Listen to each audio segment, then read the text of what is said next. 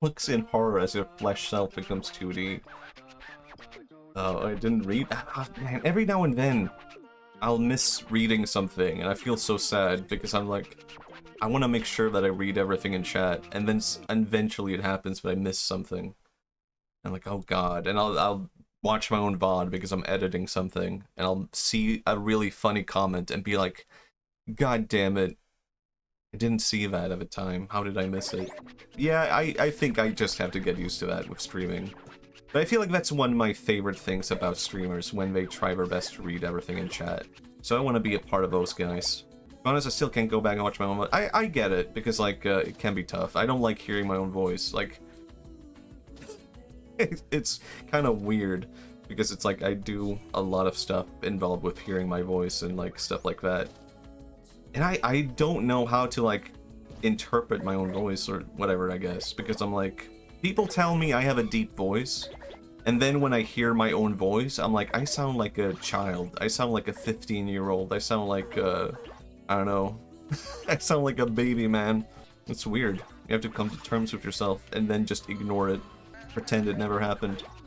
Also, another thing about my voice is that, like, when I'm talking right now, and I'm like, I'm speaking with so much passion, I'm speaking with so much emotion. Then when I listen to myself later, I just sound completely mono and flat. And I'm like, what the hell happened here? I don't know how to express myself. Oh yeah, and I don't know how to enunciate this anymore. I can always blame that on being Swedish. I can be like, you know, I actually have a speech impediment.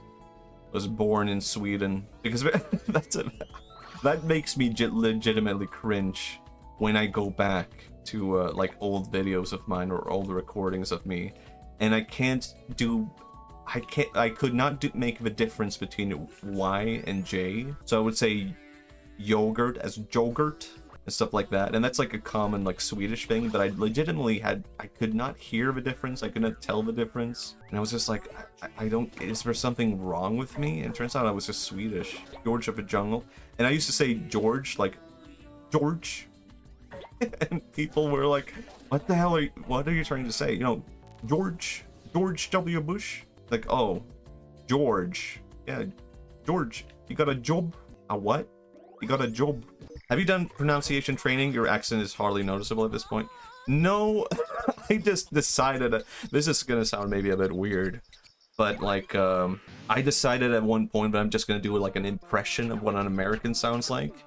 And that's just gonna be how I talk, and then that just became like how I talked. Like the impression just never ended. So I can't undo it now. I can't undo the impression. So yeah, I do the same thing with every language kind of that I learn. Like speaking I think that's like a bit of a common mental block where it's like I think that's a common mental block with like learning languages and stuff where it's like people often approach something like pronunciation with Japanese, pronouncing it as if it were your own native language.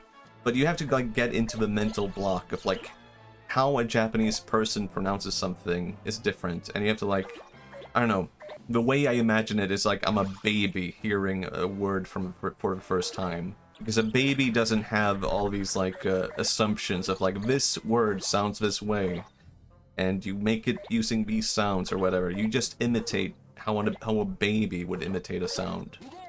And you go like Yamato, and you're like, oh yeah, that is how a Japanese person sounds.